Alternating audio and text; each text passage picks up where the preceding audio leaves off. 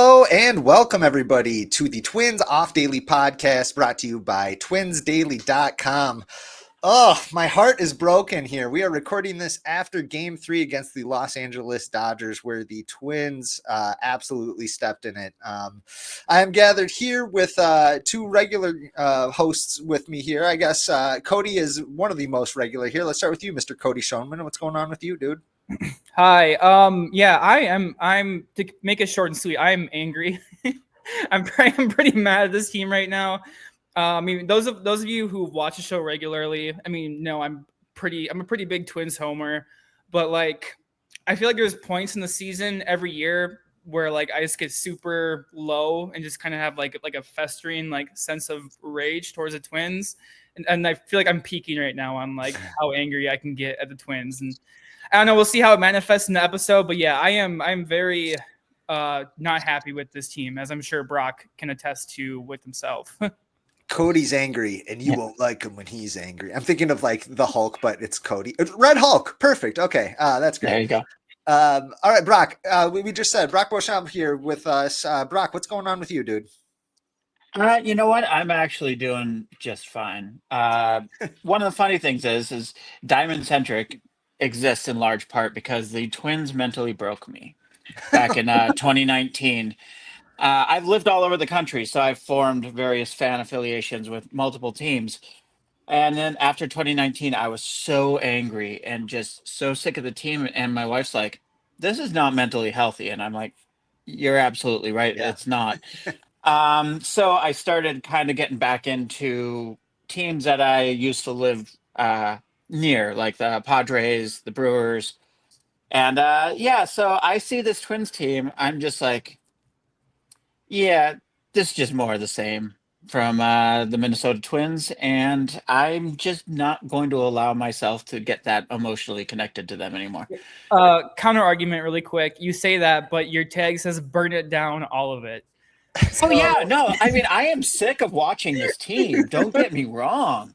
I mean, I am really frustrated that there are this many talented players who play this badly on a regular basis. Mm-hmm. And I'm like, you know what? Maybe we can just get new players and we can, watch them contend in 2028 with new owners, Yeah, who I'm sure will be excellent. Yes, I'm sure. Mm-hmm. So, Brock, you brought up Diamond Centric. For those of you who don't know, Twins Daily has what, how many other sites do we have? We're up to 6 sites total. So Twins Daily plus 5. Yeah. Twins Daily plus 5. And then there's another site that we don't run, but we help with the tech. Got it. So, Brock, what's your actual title? Are you like the technical director? I forget what you go by with this. Yeah, I just often refer to myself as technical lead, site manager, whatever. Cool. Well, I think your insight is going to be really good, especially for today's episode as we approach the MLB trade deadline, because I imagine that out of the other 5 teams that you help cover, I imagine it's not so angsty in their fan bases at this point right now, because some of the other teams are teams like the Brewers and the Cubs that are, having pretty fantastic seasons. What would you think? I mean, the vibes over in Milwaukee are impeccable.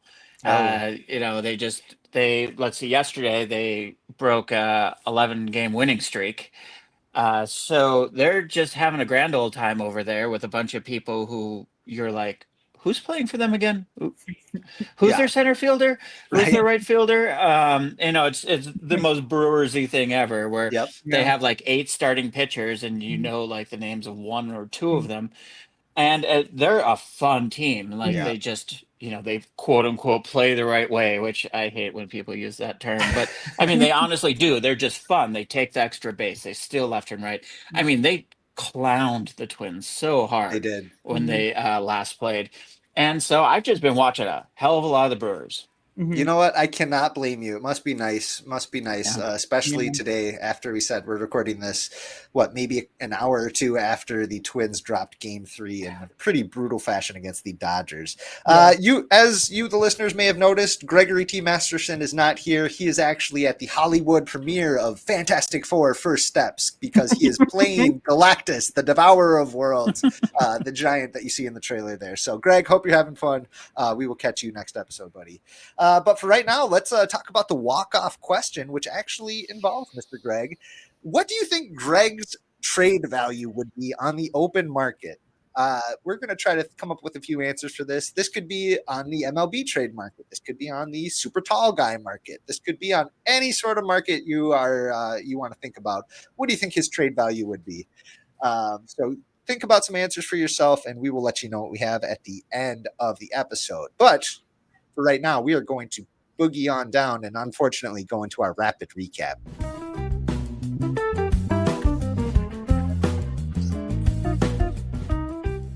Okay, so there have been 6 Minnesota Twins games since our last episode, which was Grapesgiving of the Bonanza. I think we were just a week too early on that, it feels like. So in those 6 games, the Minnesota Twins went 1-2 against the Colorado Rockies and 1-2 against the Los Angeles Dodgers. So, guys, I think we got to talk about it. Who's hot? Who's not? Who's caught your eye so far? Cody, let's start with you. I mean, if we want to be optimistic and talk about the nice things, I mean, Byron Buxton is still incredible. He's been very hot out the break. Had that home run against Ohtani, which was very fun to watch. I mean, Ohtani followed back with the home run of his own later in that inning. But still, I mean, Buxton's incredible. I think he flat out said that he's not going to be traded using his no-trade clause. So, we'll have him for the rest of the season, hopefully the rest of his career, his healthy, long career that he has ahead of him. So yes. That'll be nice. But yeah, no, Byron Buxton's been incredible. I mean, I love having him around, and there's kind of like, he's kind of like the beacon of light in what is otherwise a dark organization right now. Pretty depressing. Otherwise, I mean, there's been some solid starting pitching performances. I mean, Joe Ryan was great in Colorado on Sunday. Chris Paddock had a really good start against Los Angeles. This most recent game. Wait. Who had a good start? Yeah. I think he still plays for that. Okay, I'm going to go through this quick. It's time for everybody's favorite segment. Is Chris Paddock still a Twin? As of today, July 23rd, yes, he is still a Twin. Guys, this might be the last time we say yes to that question. I don't know. We'll probably talk about that more down the line here. Sorry, Cody, I interrupted you.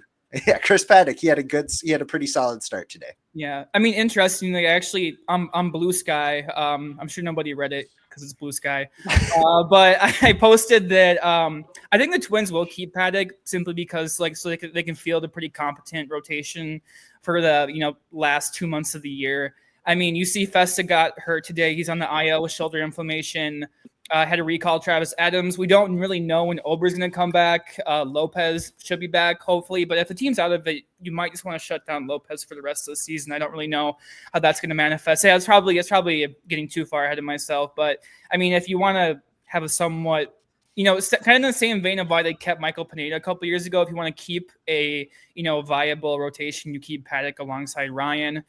But, that's a whole different discussion, like you said, even though I spent a minute talking about it. But otherwise, I mean, I know Ohtani tagged Jean Duran for a home run, but, he's been one of the best relievers in baseball. I'm sure he'll continue to be. We'll see if he's still a Twin in a week from now. That's another guy. So, I mean, there are some bright spots, like Brock said in the intro. There's so many talented players on this team, but they just can't get it together at the same time, besides when they go on 13-game win streaks or 12-game win streaks like this year or last year. But I mean, Buxton, that's kind of it. We got Byron Buxton.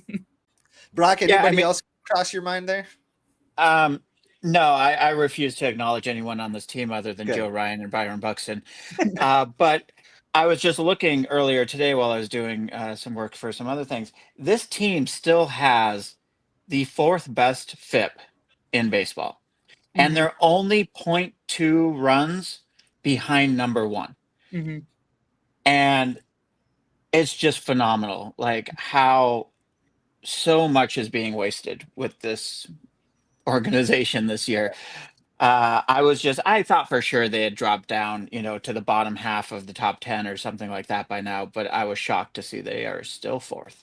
And the bullpen still leads baseball in F4. And there's like a pretty big distance between the top 3 teams and then like the rest of the league too. So the bullpen's incredible. They have 3 really good starting pitchers when healthy, but they're still just like not a contender. I don't really know how that happens. No, it's fascinating because I mean, I have not looked to see what their collective, like some of the key relievers, like Jax obviously has a terrible WPA Yeah. because he is such an outstanding pitcher. And then for some reason this year and a little bit last year too, but Mhm. especially this year, if it matters, oh boy, just light them on fire Yeah. because it's really going to get ugly out there. And today, again, I was only following the game on game day, but he was the one who lost it in the ninth, right? Yes. Yep. Yeah. If you want to, and I'll include Lou in this too, since we're kind of just keep like, if you want to talk about that ninth inning specifically, I feel like we could talk about that for a couple minutes. I mean, I think Rocco made the right decision intentionally walking Otani. I mean, I don't think anybody can debate that. That was the right decision. There's no controversy with that. Mookie Betts did strike out, but I mean, once that happens, the game goes on. You still have to win, and you still had a really good chance of winning because you're at 2 outs there. But like, walking Esteury Ruiz and not even like challenging him either. Like, you had 3 sweepers in the dirt that were basically like non-competitive pitches. I mean, I don't know, Lou, do you have any takes on that last inning by Jax? It's like, how do you attack Freeman, Betts, guys who can actually hit, but then you just kind of like crumble when it's Esteury Ruiz? Like how does that even happen? I don't get it.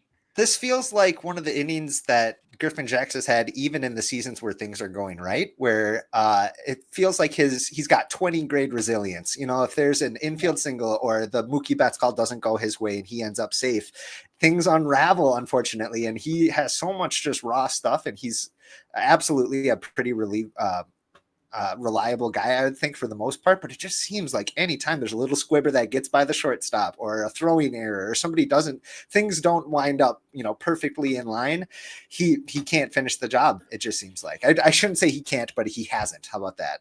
It seems like a pretty common story for him. And with how this team is designed, we see the blueprint for how they can win. They have hopefully short but steady starts from their starting pitchers, and then they go to this really good bullpen. But if that bullpen is missing one of the three heads from the three-headed monster, it becomes a different story. So, and I mean, Varland struggled this series against Los Angeles. He was not effective. I think they tagged him for runs both times, but like Brock Stewart was really good.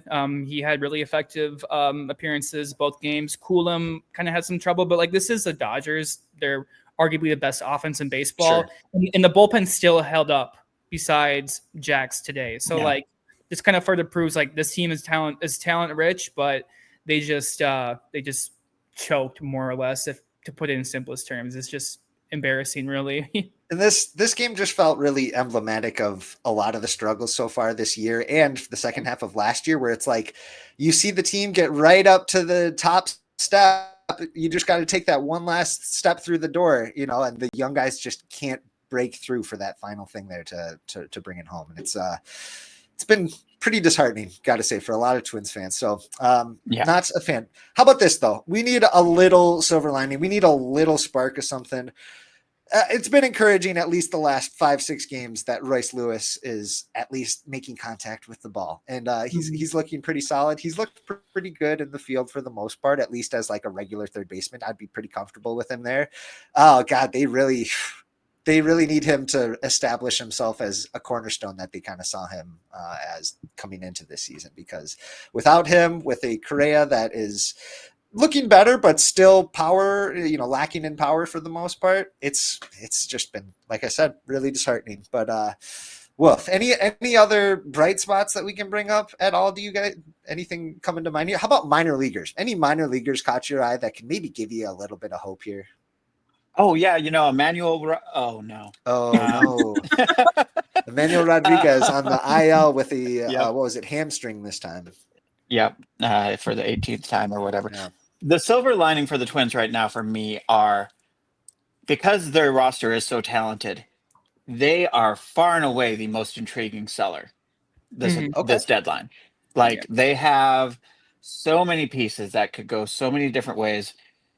I mean, not offensively, but on the pitching side, I mean, they are far and away. Every other fan base is talking about what they can get from the Twins. Mm-hmm. Yeah. It's Joe Ryan is the top trade target this deadline. Yeah. And then Duran and Jax, whichever one of them might be traded, neither, both, whatever. Yeah. They're right there with Clase from Cleveland Yep. Kate Smith. as, yeah. And every other fan base is like, what can we get from the Twins? Mm-hmm. Even like the rental guys too, like Harrison Bader, Willie Castro, Yeah. big packages. Oh, yeah. I should not ignore Castro. There's the Cubs fan base, Brewers fan base are all over Castro because they're still a little bit under the delusion of what 2025 Castro might be, where they're like, oh, he could fill in at short. I'm like, well, you really don't want that to happen. But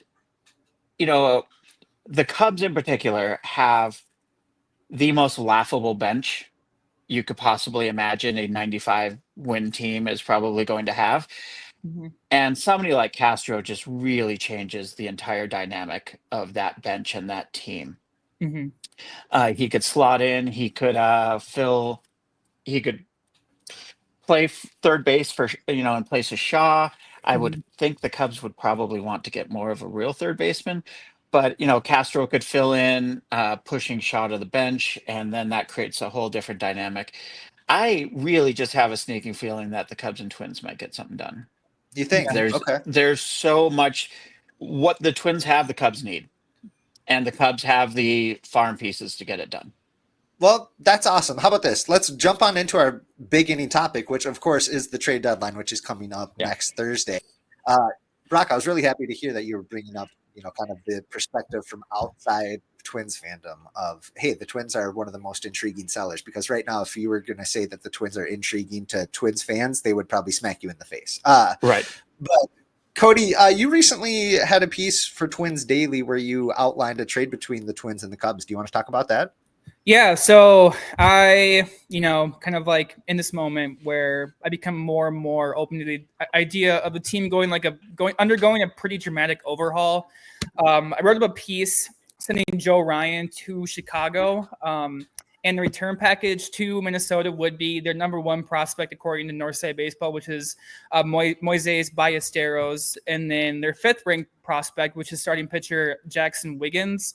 Ballesteros would be the headliner of this trade. He played in the 18 games for Chicago earlier this year, and he struggled, but he's 21 years old. I mean, it's like a very small sample. You can't make any snap judgments off that, but he's been incredible in AAA this year, and he was good in AAA last year too. He is a left-handed hitting guy. He hits for power. There's a lot of potential future power profile in his toolkits. But yeah, in AAA, he has a 130 WRC plus. Last year, he had like a 125-ish WRC plus. He's just hitting the snot out of AAA pitching more or less in Iowa. So kind of the idea is that his two positions are catcher and first base. He's played mostly catcher this year. Most throughout the minors since he was signed internationally has been at catcher. So kind of the thought process is that if he were to come in Minnesota, he could, function as a long-term option at catcher and first base, given that like with Christian Vasquez leaving, with Ty France leaving, and just like overall insecurity at the position at first base, because, you don't really trust Aaron Sabato long-term. I mean, you don't really know what's going to happen there. So kind of the thought process is that like you could bring in Ballesteros. He could kind of serve as, like your maybe backup catcher or platoon partner with Ryan Jeffers, and then mix in at first base. He's also at time of DH too in AAA and the majors. So he'd be kind of like the gem of the piece. He's definitely a top 100 prospect on a lot of updated lists. So he's kind of like the main piece in it. And then Jackson Wiggins, he's pretty intriguing. So I talked to Jamie Cameron about him a little bit, and Jamie hated him out of college. That's kind of because he was a guy who was drafted hurt. He had Tommy John surgery his last year at Arkansas, but Chicago picked him in the second round, the second competitive balance round in 2023. He's a guy with like a pretty elite fastball. It's a 70 out of 80 grade. Like it gets to above 100. It has great movements, great vertical, IVB on it. So, I mean, he's really, kind of in the same vein as Ryan. It's a much different pitch from like an arm slot and movement profile. Like it doesn't, attack high in the zone like Ryan's, but it's a very effective fastball. He has good off-speed pitches, slider change. So he's a guy, he's a double-A Knoxville this year. He's been really, really impressive. He has like a 2.25 ERA, 2.11 FIP over like 70 innings pitched. He's been really impressive.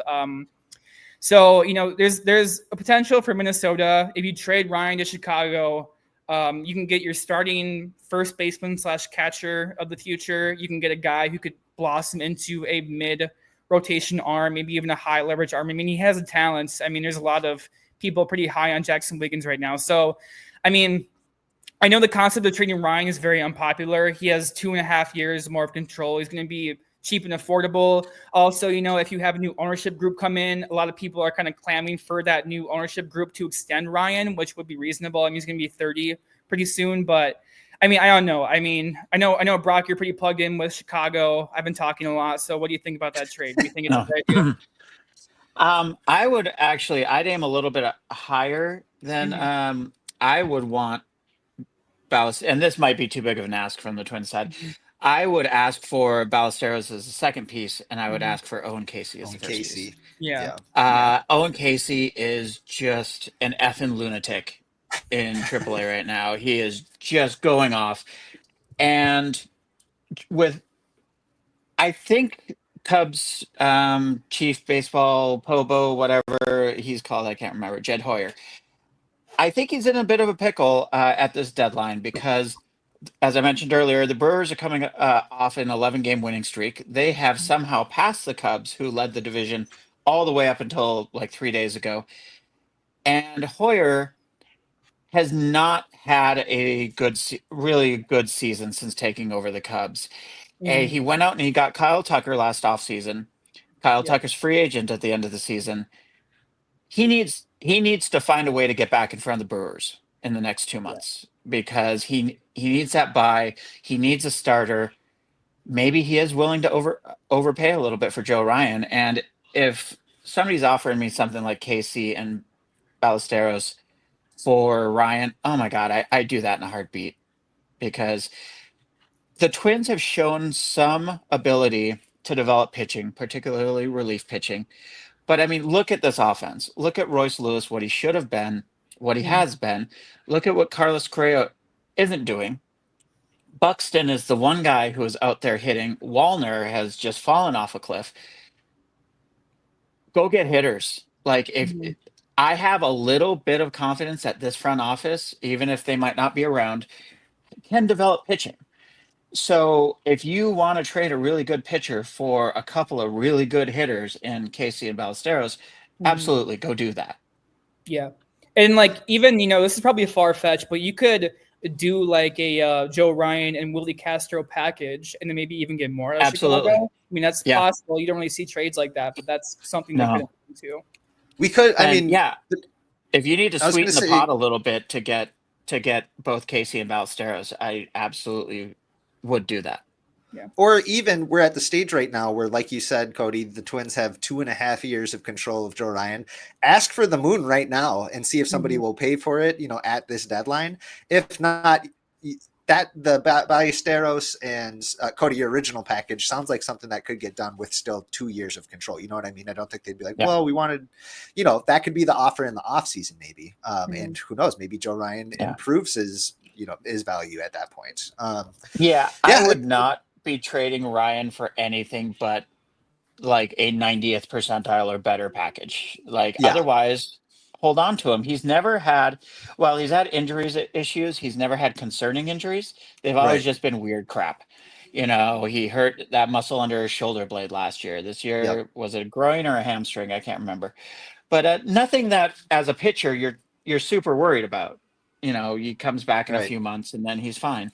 So I would not hesitate to hold on to Ryan whatsoever. Fair enough. Let's see. I drew up just a little mock trade between the Twins and the Dodgers. This is one that I wouldn't want to see happen because I'm actually a really big Joan Duran fan, but I think that the Dodgers are a team that are desperate for bullpen arms right now, especially elite bullpen arms. So this mock trade for a second, Lou. Yeah.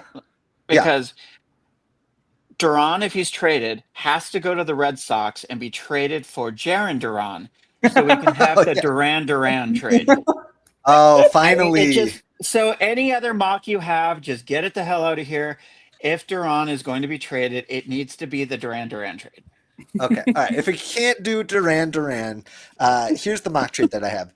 Joan Duran and Danny Coulomb to the Dodgers for their catcher Dalton Rushing, who actually caught today. He's, I think, their top prospect. He's only had a cup of coffee in the majors so far and hasn't thoroughly impressed, but he was blowing it up at AAA. He's what global top 50 consensus prospect. You got to think Dalton Yeah. Rushing. He's on the list for sure. He's up there and he's knocking on the door of a major league career. So for Dalton Rushing and I said River Ryan, who's a starting pitcher who made his debut, I think last year and looked pretty good before undergoing Tommy John surgery. I think right now he's listed as their number 8 prospect. I don't know. Would the Twins be asking for too much? I think we saw some reports saying that for Joan Duran or Griffin Jack, they were looking for 2 global top 100 prospects. I think that's asking quite a lot for a reliever. Yeah, but it really is. Maybe having 2 relievers for a top 100 prospect and a former borderline top 100 prospect, I would say in River Ryan. Yeah. I just checked, and you're right. Rushing is basically preseason was a consensus 25 to 50 prospect. Okay, cool. cool. Yeah, he's in the top half of the top 100. Offhand, does Duran have 3.5 more years of control? He is which Duran are you talking about? Are we talking about the Red Sox? Or? Twins pitcher. Twins. He has, I think, the same as Ryan. I think 2.5 right. years. I think you're right. Yep. Yeah. So on Lou's mock trade, and then also with my mock trade, I mean, interestingly, we both included like highly touted catching prospects. Right. And I think there's kind of like this overall recognition that the Twins are just kind of like very thin there long term. I mean, you have Jeffers for 1.5 years left, but then it's kind of like nothing. I mean, besides maybe Kadeem Diak could, turn into something eventually, but we have no idea. I mean, he's in single A right now.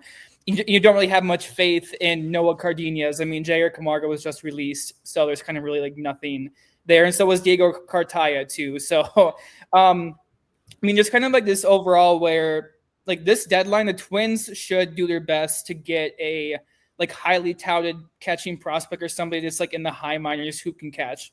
Similar to what Chicago did last year with like Kyle Teal in the offseason when they traded Garrett Crochet, like he was kind of the headliner in it. So, I mean, I don't know. I mean, and there's also kind of been some steam around Ryan Jeffers too. Brock, do you have kind of any take on trading Ryan Jeffers maybe? Yeah, I mean, it will be interesting to see what AJ Preller can do in San Diego because he is constrained in so many different directions. The Padres farm, because AJ Preller runs it, is bottom 5 in baseball. There are pieces there that are interesting, but it is not a good farm system. And then also with the death of Peter Seidler, they are seriously financially constrained. They cannot take on money. So anytime he does, he has to get really creative. But the Padres catchers this year have a WRC plus of, I think, 57. And they also suck at defense to boot. So they're really hitting you with multiple fronts. They are terrible. And the Dodgers have shown real weakness over the past 15 days. Well, until they played the Twins. They had lost 10 of 12 or 10 of 14, something like that. And the Padres, I mean, they have Machado, they have Merrill, they have even Bogarts is hitting this year, surprisingly. But once you get past the first 4 or 5 guys, Tatis too. Yeah, Tatis, of course. Yeah. But the bottom half of their lineup is comically bad, and it is led by catchers that are so terrible you just can't believe they're being rostered on a major league team. I mean, Martin Maldonado is getting 50% of playing time over there. I mean, he sucked as a hitter 5 years ago. Yeah. Now he's just unplayable, and he no longer has the defense anymore. Yeah. It's really a sad state over there.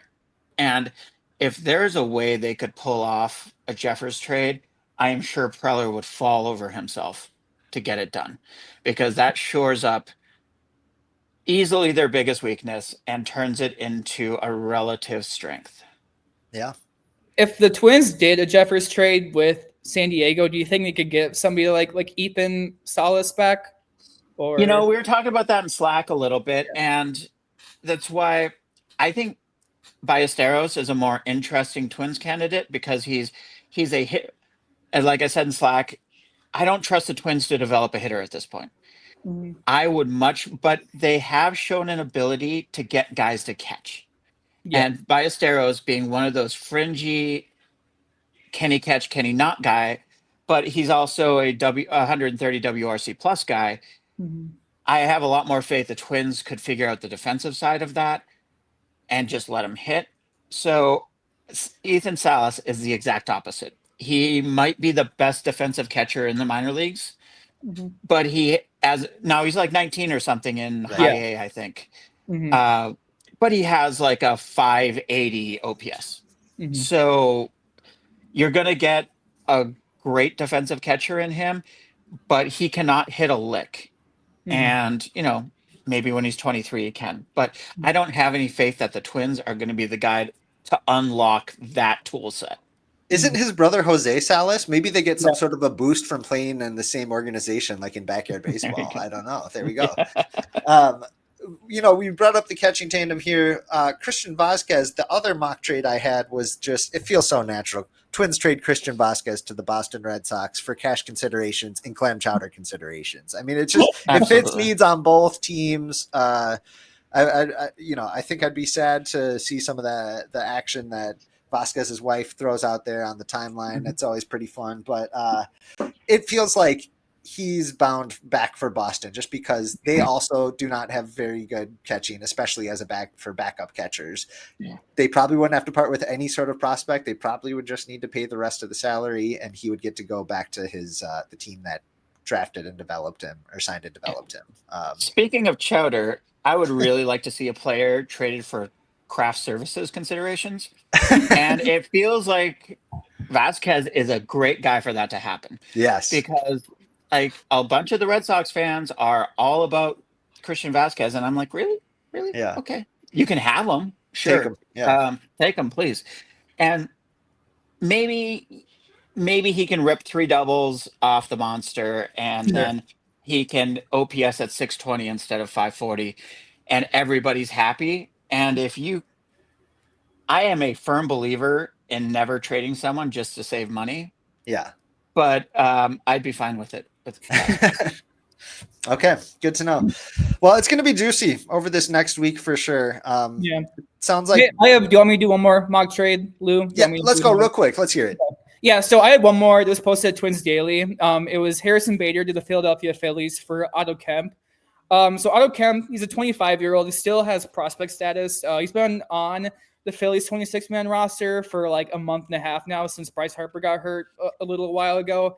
He's been playing some left field, some first base, some third base. He's kind of a super utility in the same fashion as Castro. I mean, Sans Castro playing first base, which was a thing. Remember that in spring training? I don't know whatever happened to that, but I guess he's not a first baseman anymore. But yeah, I mean, I think because you'd have Kemp under team control till 2030. Dave Dombrowski loves flipping guys with team control for half season rentals because he's always all in on winning his World Series. Philadelphia's outfield is pretty weak right now. I mean, Castellanos is still good at hitting, but he struggles in the field pretty significantly. You got Brandon Marsh in center, who is good defensively, but is lefty, can't hit against left-handed pitching. And then, of course, you have our favorite Max Kepler out in left field, who can't hit nor field this year. So if he you is sub replacement level this year. Yes, yeah, like 87 WRC plus, bad fielding. So maybe good trade, Falvey. But throwing Bader out there, I think like Harrison Bader is the most like Philadelphia Philly player in like multiple ways. I feel like he fits in there. So I think like if there's anything I'm confident about, I think Bader will be a Philly come August 1st.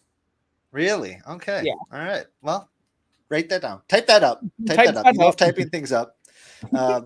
Okay, well, very good. That, like I said, that'll be very interesting to keep track of here over the next week. I still think that we should have Greg like totally tune out of the like last 3 days before the trade deadline and Yes. just unplug completely, and then we recap what happens to him, to him in the next episode. I don't know. We'll see if he's back from his back from Hollywood by then. Greg did send a message in the Slack about prospects. Do you want me to read it really quick? Yeah, real quick. We don't want to waste too much time on him though. He said, if there's any draft discussion, which there wasn't, but I want the listeners to know I like the Houston pick. Speaking about Merrick Houston, he has good bat to ball skills and is open to adding power, which is a good match for what the Twins like to do. And you can debate how effective that is. And you can't just develop good shortstops, even though the Twins might have one in Kalen Culpepper too. So that's valuable by itself. Also, Young is my new big dude who digs dongs. And sadly, I'm shorter than, is it Wrights? Right? Ritz? Wrights? Reitz, I think. Yeah. Is it Reitz? I want to say it's right. Reitz. Yeah, sounds good. But Greg is shorter. So if that makes him sad, that's all he had to say. So Good. That's prospect analysis. We are glad Greg is sad. No, we are not. We miss you, Greg. We can't wait for you to come back. But for right now, we are going to boogie on down. We're going to go on to picks to click.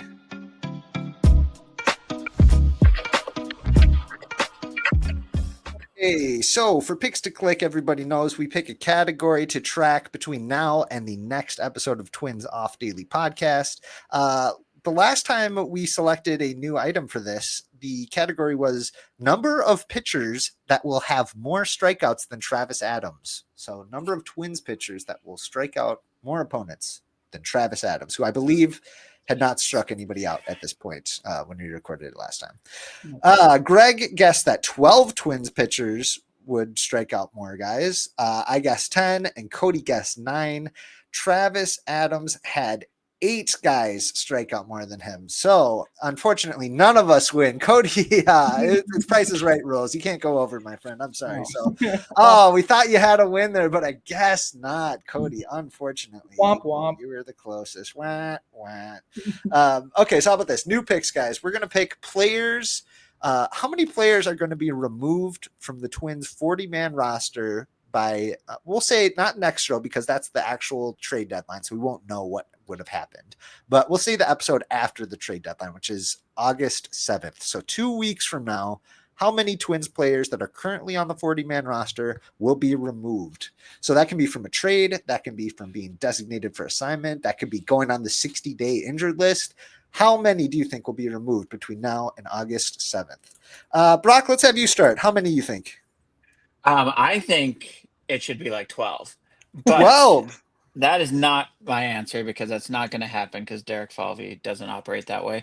Okay. But there should be significant movement. And I'm going to be really disappointed if there's not. So I'm going to say 6. Okay, 6. Cody, what do you got? I'll go 4. 4. Okay, that's right around kind of what I was thinking too, between 4 and 7, because I think I'm going to go with 7 because I think not only could they be trading guys, but they could be like shedding some guys even that they weren't able to get rid of. Like, who knows? Maybe Ty France isn't on the roster a couple days after the trade deadline. Yeah. Maybe some of these other guys that are just kind of dangling on the edge there. Maybe they have to make room for some guys that they acquire and they have to remove. Yeah, that's kind of what I was thinking is guys like Gasper, what have you, who's guys who are on the fringe that just might be casualties of a lot of other moves that have very little to do with their performance. Yeah, sure. I mean, and you have guys like Ryan Fitzgerald, Connor Gillespie, Carson McCusker. What is it? Noah Davis, the new one they got from the Dodgers. I forgot his name, but yeah, there's like 4 guys right there that you're just like fine with DFAing. So there's a lot of wiggle room. Okay, so we will track that between now and the next episode. We will see if Cody can finally get that win here. But for right now, we're going to boogie on down to everybody's favorite segment. It's time to gripe, ladies and gentlemen.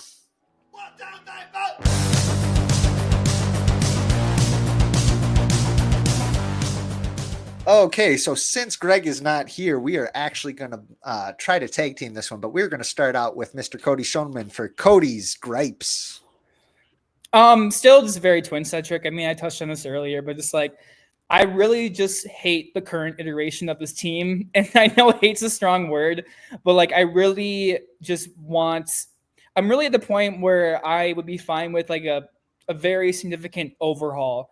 Um to use the phrase rebuild is just like malpractice and like you kind of like don't know baseball if you use that phrase. I mean, rebuilds happen in the minors. I mean, you have like vast development programs and so many levels. Like you don't need to rebuild at the major league level per se, but like I mean, like at this point, and I know new ownership's going to make things different, and there's so much in the air, but like I'm really fine with like just gutting the coaching staff, just like completely just like Rocco, Conger, Tingler. I like Pete Mackey, but like Borg Schulte, just all of them. Just like I'm fine with complete overhaul. I think at this point, I know a manager doesn't really play a significant role in like the outcome of a game, and I don't really critique Rocco's decision making. I think he made like the right call again with you know with his bullpen moves and potentially walking Otani.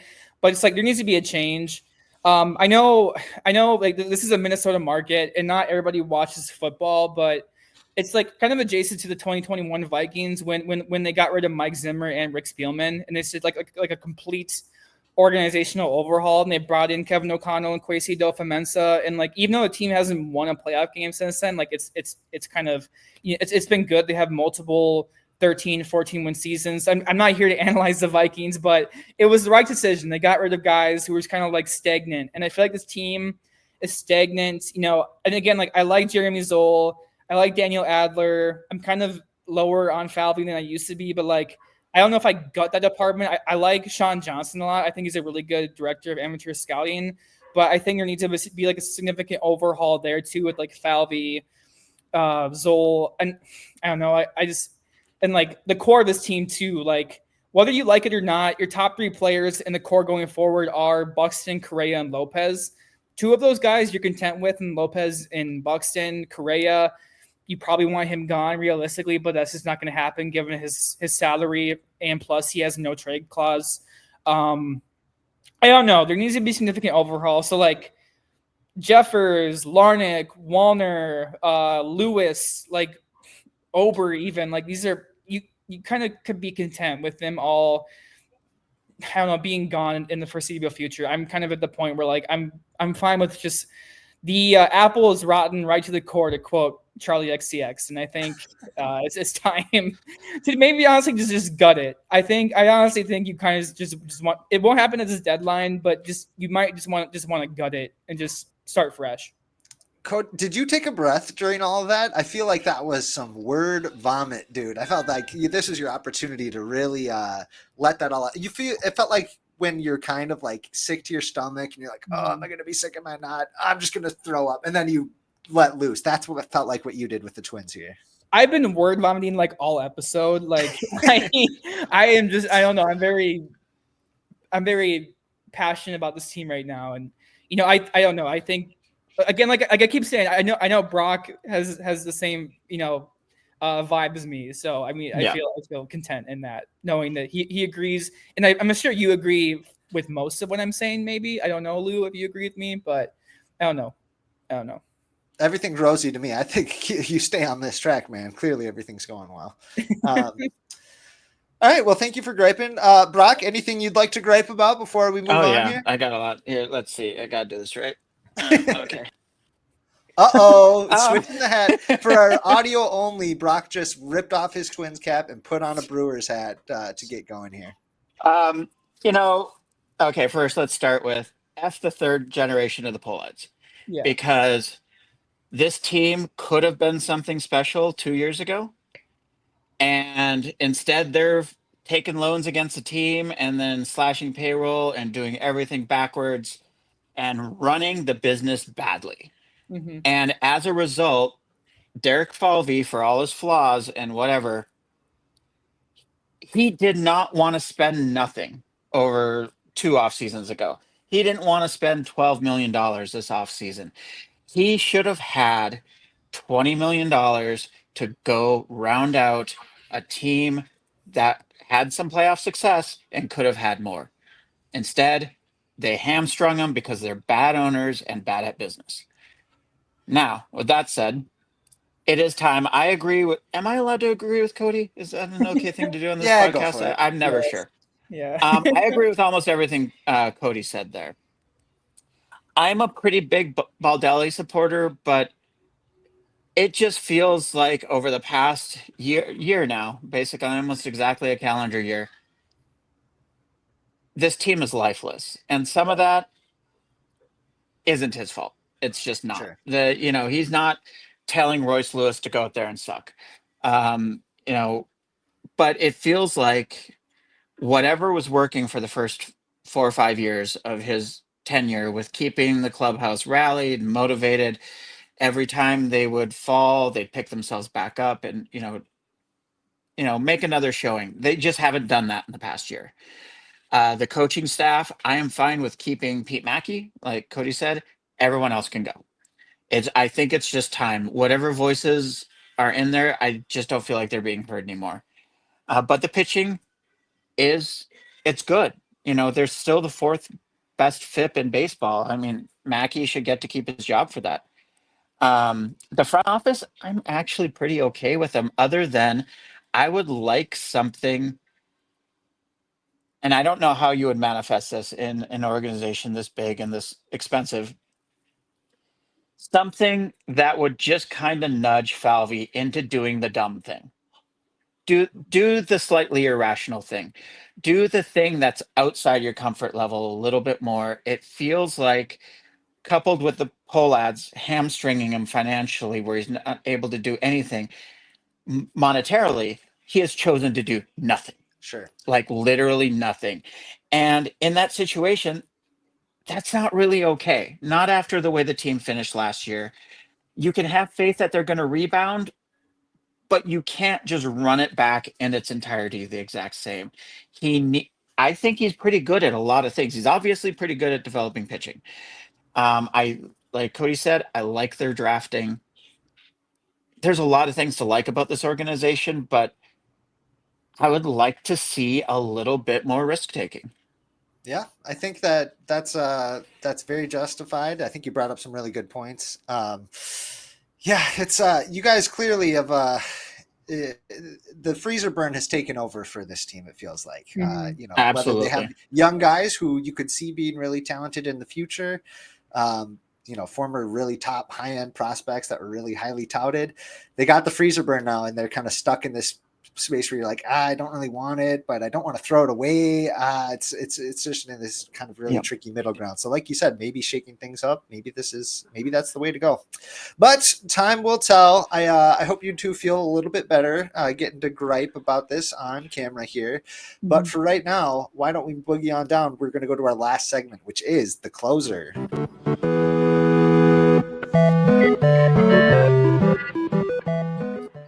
Okay, so for the closer, we are going to do a quick round of 20 questions. I have a random twin that I have pulled up here, and you two are going to alternate asking the questions and trying to figure out who I am thinking of. So let me just get my scratch piece of paper here, and let's start with you, Brock. You get the first question as player.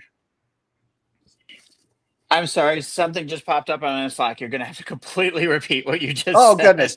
We're playing 20 questions. I'm thinking of Yep. a random twin. You and Cody are going to alternate asking me questions to try to figure out who I'm talking about. You Which get the twin? first Got it. question. Yep. Okay. I guess, is this player active? This player is not active. I just want to know, I'm wearing my Nashville Sounds hat, so Brock and I are both. We're totally over on all Brewers over here. Okay. All right. Brewers Off Daily Podcast. Here we go. Okay. Pitcher? Pitcher? Yes. Okay. Brock's turn. Okay. Samuel Deduno. No, just kidding. Let's see. Primarily a starter or reliever? Primarily a starter. A reliever. Primarily reliever.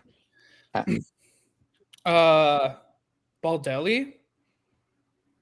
No, I mean like was Baldelli their manager? Yeah, you know. It's like, where's Cody going with this? Yeah, wow. Rocco Baldelli did manage this player. Yes. Okay. Let's see. So Baldelli reliever, righty or lefty? This player was a right-handed pitcher. Did he also pitch for Molitor? He did not pitch for Paul Molitor. Okay. Okay, so we'd 2019 or later. Let's see, a righty.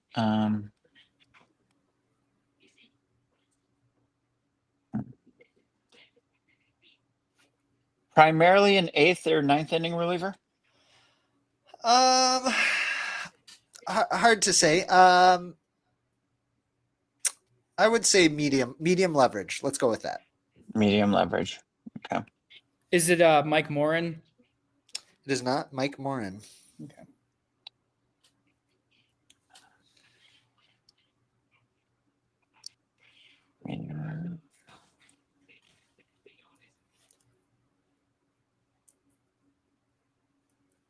Did he pitch more than one season? In the big leagues? For the Twins, sorry. For the Twins, just one season for the Twins. Okay.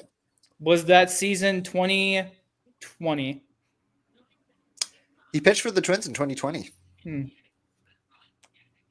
Okay, so it can't be Sergio Romo. God, I can't even think about that 2020 bullpen. Like Fernando Rodney? It is not Fernando Rodney. I think he was a couple years earlier too. Yeah, he was, wasn't he? He was 20. Was he Bomba Squad? He was 18. He was 18. Okay. Clippard. It is Tyler Clippard. Oh, nice. Cody, good snipe. Good job. Tyler Clippard, I thought he was so underrated for the Twins. It was because it was the 2020 season. He only pitched, probably like 14 times or something like that.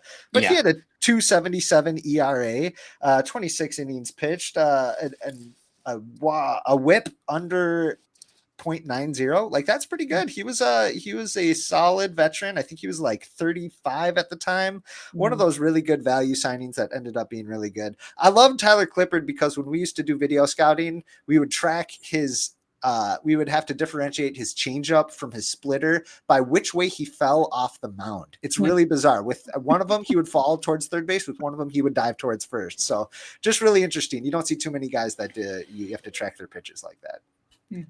Okay, well, would that count as tipping, kind of? Maybe, but hitters would not be able to differentiate that because they would be after the pitch is thrown. The ball would be past them by the time they realized which side he was falling off of. He was really good from 2018 to 2021 as a 36-year-old, and then as a 37-year-old, he pitched 5 really bad innings and then was out of baseball. Yeah. I knew he pitched forever, but I didn't realize he pitched 16 years forever. Didn't he leave Minnesota for Arizona, right? Yes, correct. Yeah. But he's best known as a national, right? Yep, he made 2 all-star teams with the Nationals. He was with the Yankees for a little bit, the White Sox, the Astros. He really moved around a lot, especially. Yeah, he spent the bulk of his early years with the Nationals. So if I remember correctly, he pitched all his control years with the Nationals, but then I think he lasted longer than that. Let's see. Oh, no, he started with the Yankees. Let's see. Oh, yeah, he pitched 7 years with the Nationals. Yeah, it was those like Bryce Harper teams, right? Like that. Yep. Yeah. Okay. Yep. Well, fun times. That was good. Good snipe, Cody. Good job on that. Before we take off here, let's talk about our walk-off question. What do you think Greg Masterson's trade value would be on the open market? Oh, boy. I want to say cash considerations just because I love the term cash considerations. I think that'd be a sick, like, baseball-themed band name. But I don't know how much cash it would be. What do you guys think? I mean, trade value. At the farmer's market, I would trade him for 3 radishes. Okay. Maybe a carrot, some kale. A jar of local honey feels a bit pricey for Greg. Yeah, maybe. So Honey these days, please. yeah, I would walk up to the Amish stand where the Amish are, and I would trade him to the Amish for nothing. yeah. For nothing. In return. No, I would actually see now that's a market efficiency right there. Greg's a big dude. Yeah. He could build a barn. Yeah. Yeah. I think you could get you could get like 4 cage-free eggs from the Amish for Greg, I think. Okay. Okay, that's pretty good. That's pretty good. Greg, can't wait to hear what you think your actual trade value is. Listeners, let us know what you would trade for a 6'10" behemoth, and we will go from there. Before we take off here, Cody, Brock, anything you'd like to say? Any bold predictions or anything before we leave? No, other than I really hope we have a fun deadline given everything that has gone badly. And the deadlines with the way baseball's playoff picture is now, they're so dead. I mean, nothing of substance has happened. And it's all going to happen, I think, in the last 4-ish days. And I just hope that Falvey really just, goes nuts, do something exciting, invigorate this fan base in some way, because the worst thing an entertainment product can do is be boring. And the Twins have been horribly boring for what, 2.5 years now? Derek Falvey, fan of the show, notoriously. If you're listening to this episode, Brock wants you to go on like a 3-day bender and not remember any of these moves that you did and wake up to them, to a totally new team. That's what I'm hearing. Absolutely. I mean, go nuts. I mean, at this point, I don't even care if the trades are bad. I just want something exciting to happen. For crying out loud, just shake it up, It's like one of those snow globes. Shake it up, and maybe the pieces will align a little bit better than they do now. I guess bold predictions, like I think from the pitching side, I think they will trade one of Ryan, Duran, and Jax. I think they will end up trading one of those guys. And then from the position side, I think like for guys with more control, I think that they will trade one of like Jeffers, Larnach. I think they might trade Jeffers. I'm kind of getting more convinced on that, but he's going to have the best return. Yeah, because like there are a couple of teams, like especially like the Padres, and nobody loves a trade like AJ Preller. Yeah. If you can loop him into Jeffers, he's gonna pay for it. And it's just so much easier to move somebody like Jeffers, who is a competent all-around catcher, than Larnach. You need a team who's okay with bad defense, or at least subpar defense. Yeah. And an inability to hit lefties, which is typical of a lefty, but still, you're winnowing it down to a pretty select amount of teams, and it's not like Larnach is an actual good hitter either. He's just a pretty good hitter against righties. Yeah, I think it's definitely more far-fetched, but again, I think they will trade one of Jax, Duran, Ryan. Also, shout out to Sean Kersey Jr. for stealing third. That was cool. And then otherwise, go Brewers. Brewers off daily. Go Brewers. Yeah. Brewers off daily. Yep. All right, guys. Well, you gave us a lot to chew on. Thank you both very much for joining us. You, the listeners, thank you so much for joining us as well. We love having you here on the Twins Off Daily podcast. Please continue to tell your friends. Give us a follow on Twitter, on Blue Sky. Follow Twins Daily and all of the other Diamond-centric sites that Brock tends to here. But for everybody here on the Twins Off Daily podcast, I am Sweet Lou Hennessy saying, stay sweet. Oh, no.